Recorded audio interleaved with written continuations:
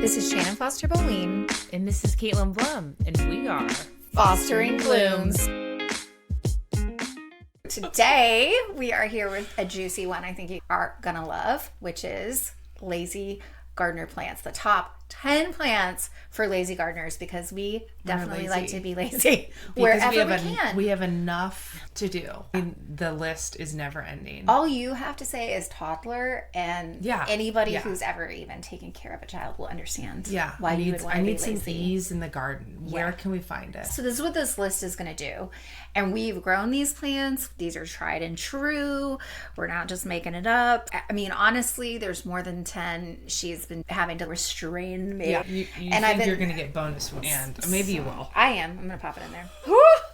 So tell us what it means to be a lazy gardener plant. If I'm a lazy gardener plant, I can thrive in some shitty conditions. Yep. And my caretakers can forget about me, and I'm going to still thrive and set it and forget it. Okay. It needs basic stuff. Let's preface it. Like, you need to water your plants, right? Occasionally. Like if you have a drought where you get an hour of rain an entire month, then they might need water. A little something. They might be a little thirsty. But we're looking for some ease. This is not a caper bush. I'm going to refer to that a lot. Because if you haven't picked it up, she's trying to grow a caper. It's going to be a hard in Zone one. 7. The instructions we don't even know getting it to actually sprout are insane. Anyways, another episode.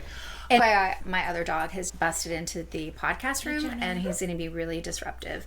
So here's a suggestion. Don't get a beagle if you want to be a lazy dog owner. Oh, that's right. He gets his own segment too. Okay, but we're going to keep going. So we're going to start our list here, but make sure you stick around for the number one. We both have number ones, we'll put it that way. Yes. And I think it surprised me. Yours really, I was like, what? Yeah, I know. Okay, so number 10. Oh, wait, no, honorable mention. I'm slipping it in. Salvias are so tough. I mean, honestly, they should probably be up at the top of the list. You really only have to trim them back like once a year. You can do twice a year back to the ground. Perennial. They're perennial. Okay. You can cut them and use them for cut flowers. The smell isn't necessarily great, but they last okay in the vase for a few days. And they protect roses. They're gorgeous. There's tons of colors. There's such workhorses in the garden. Have you started them from seed? I haven't. Let's try it this year. I think that with salvias, and I could be wrong about this, but I think only annual salvias will really do well from seed. So it's more of a cutting. I want to do cuttings and propagate this year. So it's a propagation. I mean, I'm sure you can start anything we start from seed, but it's better to propagate. So salvias, super tough, beautiful, beautiful, workhorse. There's annuals, there's perennials. They rock. And I'm talking about the perennials, but I also love a good annual in there for some texture and height. Okay. Give me an honorable mention. You can do it on the spot. I want to say Dahlias. So maybe these are like, if you've been gardening for a while and you do want a lazy plant, maybe this isn't like a beginner gardening lazy plant. But why? Okay, why? Yeah. You stick that tuber in the ground. Yeah. You don't even have to water it until it starts to sprout. And then you pinch the top and then you let it go. Like during the drought that we had this past year. The dahlias sit in this back patch of my garden. And the hose, I really have to work to get it over there. And they got the least amount of water. But they kept blooming until the frost. And you do have to stake them. I think for a big show of flowers and minimal work, they really do a good job. I don't think anything else can touch them for that. I mean, seriously, what other plant do you go cut the flower and then you get more and more? And mine bloomed. I left some in the ground here and they did totally fine. I didn't even mulch over them. They started blooming in early July and they literally went until the first frost at the end of November, because our frost was really I've left dahlias in the ground. Yeah, I mean, and they come back. We're gonna have to do a whole episode because they're just amazing. Yeah. So much. So let's get to our list. Okay. I'm so bad, y'all. I can't help it. All right. There's what's our number 10? Okay, my number 10. Hardy geraniums. When you think about a geranium, a lot of people think about the geraniums that you go buy at a big box store with the big juicy leaves and the red flowers. But I'm talking like that you plant in the ground that are perennials. Okay. And one of my favorite nurseries is Digging Dog, and they have a huge selection of geraniums. And you getting them bare root?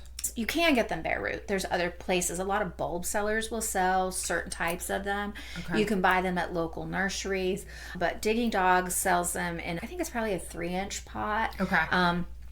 I planted some in October. They're still green right now. It's almost January. We've had frost. The little leaves are still hanging out.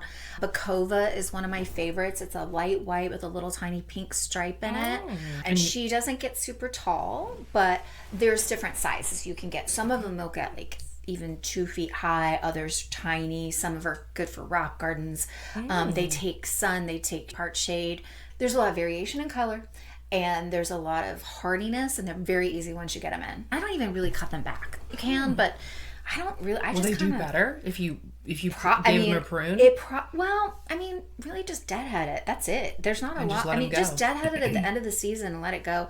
And then when they get bigger, you can divide them. And that's one thing I love about them too. Just go in and cut that plant in half and put it somewhere else. You're gonna give me some. Yeah, and they're. Oh, I am gonna give you some. They're great for like front of border edging paths because they've got a little bit shorter and they're like a stocky. Some of them, but not all of them. If you look at a lot of the British gardens, they've got some of the really big, taller ones. And by tall, I mean like 2 feet, not 5 feet. But they're just great. Okay, enough about hardy geraniums. You're number 9. So what's number 9? So Zinnias.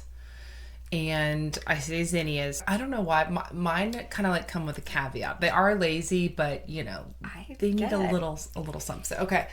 Well, first off, volunteer-wise, Zinnias come up just wherever. Yeah. You plant them somewhere and they're going to come up in the sun next year. And they love being in the sun. They do really well in dry, I know. like not great soil. They don't really care, and they're going to come up and they're going to keep going. And I whacked some back and they just kept coming up. So they're a great cut and come again. Yeah. So the more you cut them, the more you fill your home with them in the vases, the more flowers you're going to get. You can start them inside. I did do some starts inside for the cutting garden. You did.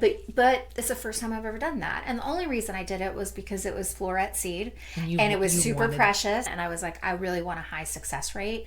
But the only other thing I would say, like dahlias, sometimes they need a little bit of support with some netting or staking. They might, but because they get a little flop. I had a whole ton of them on my back fence line that I just had extras, and I didn't do any staking at all, and they're totally fine. Yeah.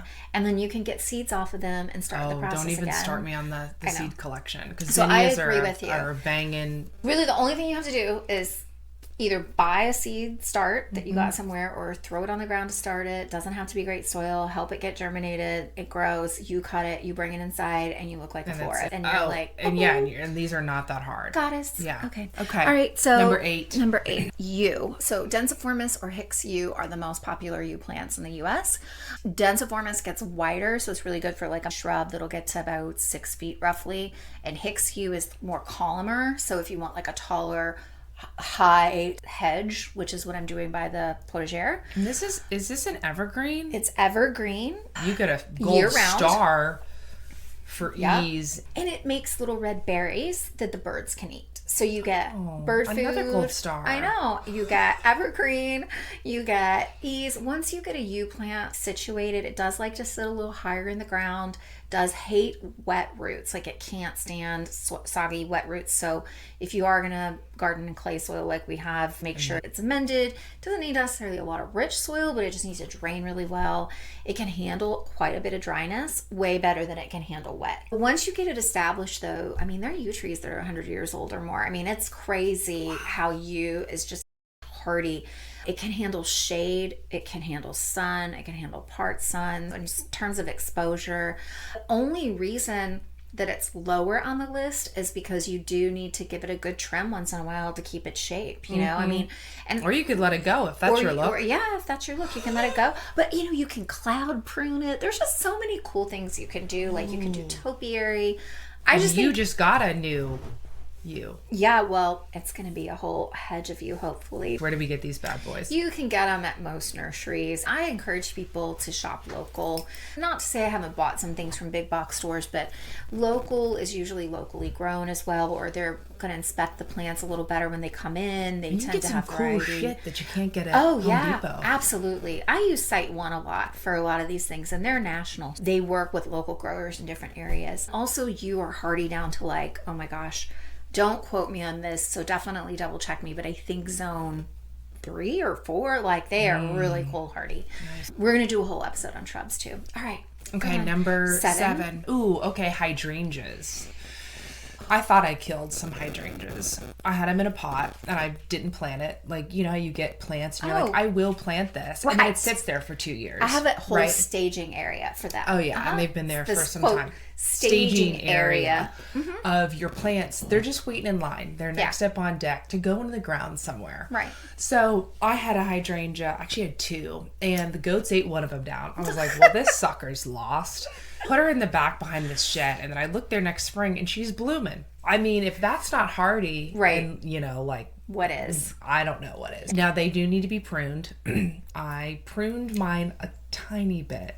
It's January right now. So, but I know we're going to be waiting until like what, March to... Well, it depends on the hydrangeas. So like there's some of the hydrangeas where they want to be pruned right after they bloom. The globe ones. Yeah. I trimmed those in July and she came back again. We can do a whole thing on hydrangeas too, because there's shade-loving hydrangeas and then there's sun-loving hydrangeas. Honestly, I have a really big oak leaf hydrangea and I didn't even get around to pruning it, and it's going to be fine. It's still going to bloom. I'll probably go nip the heads off. But the one thing with hydrangeas is that for the most part, there is one kind that can take it a little bit more, but for the most part, you don't want to get super aggressive. Like you're not going down to the ground with them typically. Although I did have someone who bought my old house that took one of my hydrangeas down to the ground, and it is coming back slowly but surely. Okay. But they're just really easy. So even if you forgot, and see, here's the cool thing is that you can clip those dried heads, leave them on, let them dry, and bring them in for floral ranging for the winter. I have a lot. Like my home is filled, right? And it's beautiful. It's about multi-purpose for nature, for us, and all that. So, okay, I think we're on number 6. Number 6. Thyme. Oh. I don't care what kind of culinary thyme you use, but it was one of the first plants that I planted when I was in this house. Basically, just make sure it's not in sopping wet ground. Give it a little bit of grit or a little bit of compost in the hole. She's a Mediterranean background. She likes the dry area. I have some in different places and they thrive. They like a lot of sun. I've had some in shade, overshadowed by volunteers in the garden beds. I can't imagine cooking without fresh thyme. And it's ridiculous to buy it in the grocery store. It's too expensive. No, and it's not so cheap. You could literally, for the price you buy it at the store, you could buy yourself a plant and you can have it all year. And you can put it in a pot and grow it inside too. Yeah, put it in your So wall. you don't have any outside space, bring it inside. How about you? Okay, so we're on number 5. Chives and green onions. I'm kind of putting them in the same thing here. Chives, super easy. Get them in the ground. Yours are still going. Mine have survived 2 winters with 0-degree weather, which was like unheard of here. That could be like perennial status. They are perennial. They come back. The chives have never died. I have 2 clumps near my roses in the courtyard. They also help protect roses from aphids. And so I always plant like alliums near my roses and salvia for black spot protection. Anyways, they're still going. I cut in the winter. For Thanksgiving, I cut chives for my mashed potatoes. That's a winner. Phenomenal. That's a winner. Yeah. In this group too, green onions, I cannot buy, when I have to buy green onions from the store, I can't throw the tips away. I have to put them in a jar with water and let them grow. By the tips, you mean the little roots? The little roots. Put them in a cup of water and they grow. And then you put them in the garden. And you just endless cycle. I've never done that until I saw it at your house. And now I have a leek that I'm doing that with. And it's actually growing. But I'm going to use it kind of like a green onion family. Yeah. Right. Okay. All right. So we're running long here. So Catmint is my next one. Number 4. Catmint, I have to say, like, there's a lot of varieties. I use Walker's Low a lot, and it's my favorite. For some reason, I kill lavender way more than I should, and I need to fix that this year. But the Catmint is so easy to grow. You put it in the sun. I don't even mend the soil. I didn't water one time during the drought this whole year. And it bloomed and it stayed.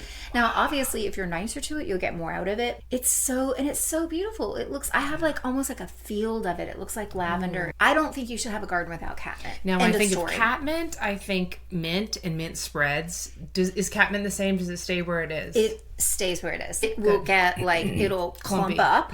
Maybe I shouldn't have it as high on this list because you do ideally want to cut it back really aggressively after the first bloom. Like, cut it back. Cut it back. Cut back your catmint. your Catmint.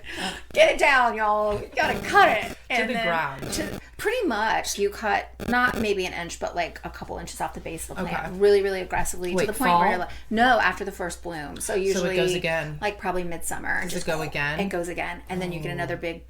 Wow. Yeah. Can you do it at once or twice? You do it once. You can do it again at the end of the year in the fall just to get it ready for winter. Guess what? What? I don't usually do it at the end of the year. I usually wait until spring. March? Like early March, late February. Maybe the birds will use little twigs and use it as a nest. I've also not cut it back halfway through the year, and it still will kind of bloom some more. What a rockin' girl. She is a rockin' girl. All right, number 3, marigolds. Oh, yeah. Oh, marigolds. Oh, man. So, of course, you can buy the ones from the store. They have lots of different ones, different colors and stuff. But I love doing seeds. They're so easy. Like little matchsticks. They're cute little seeds. You sprinkle them, and they just start coming up, and they go and they go and they go, and you can cut them back. I've done them in floral arrangements. They also really protect your tomatoes, and they're volunteers. If you plant them somewhere, they're going to come back. And I don't water them sometimes. Like when it was really hot, I was focusing on my heavy feeders, like the tomatoes and some of the flowers. And I would be like, oh, there's a drizzle for you. And they did great. And they go until the frost. I mean, they're just hardy little suckers. They are. And there's 2 kinds. There's French and there's African. I love the tall ones too. The African ones, they're beautiful. Okay. Number 2, Swiss chard. Gosh, she's hardy. I threw some seeds in the ground in the spring, and they're still going. I know. They're out there. I brought you some Swiss chard like last week. I know. They could almost be in the perennial side of things. So Swiss chard, really hardy. It's beautiful. And you can put it in planters. You can put it in planters and flower arrangements. And I love cooking. Sauteed kale with some butter and some hot pepper flakes. Chard. What did I say? Kale. But kale is up there, but we didn't put it should in be, here. I know. Okay. But Swiss chard, she's a hardy chardy. She's oh my God. Can we create our own variety and name it Hardy Chardy? We will. Okay, yes, awesome. Let's do it. We will. Okay, high five. All right, we're not supposed to slap in front of microphones, and we did it anyways. We're really bad. Number one. This surprised me. I'm very excited about this. So I say Hellebore, or the Lenten rose is what a lot of people know it as. Hellebores are absolutely some of the easiest plants ever. You put them in a shady or filtered sunlight area. I've even had some be okay in the sun, although I don't recommend it. If you have a composty soil, that's great because they're kind of like they like a woodland little moisture. Woodland, they're kind of a woodland plant. Yeah. But again, I think even if you just had regular clay and you just didn't overexpose them to the sun, they're gonna do great. And you will just watch them bloom. It's the first thing to bloom. So it's like February and there's snow on the ground and you're getting these beautiful little nodding flowers. You can use them in arrangements. You can get doubles, singles, different colors. They divide really easily. I dug up a huge clump that had been at this house for 20 years. I divided it into 6 plants, big plants, not little plants, and I gave some to her, and they've been in her basement waiting to get planted. And they are in my basement for probably a week and a half. Then I put them outside, and they got some rain, and they're in a clump still, like a 6x6 clump, looking green and fresh. Right. They're not even in the ground. I know, it's crazy. I mean, that is the top of the hardy list. You are the queen. You lovely Lenten Hellebore queen. That is our lazy garden plants. And these work really hard to thrive under those minimal conditions. Correct. So if you want some laziness, there you go. Here's your list. There's your list. Here's your list of winning ladies. And I keep throwing in more, so we better stop now. We better stop now. Okay. All right. Well, I guess we'll see you in the next one. Bye for now. Bye. Love what you hear? Follow along and leave us a review to keep us inspired. If you've enjoyed listening, you can also watch us on our YouTube channel at Fostering Blooms. Let's go grow, baby!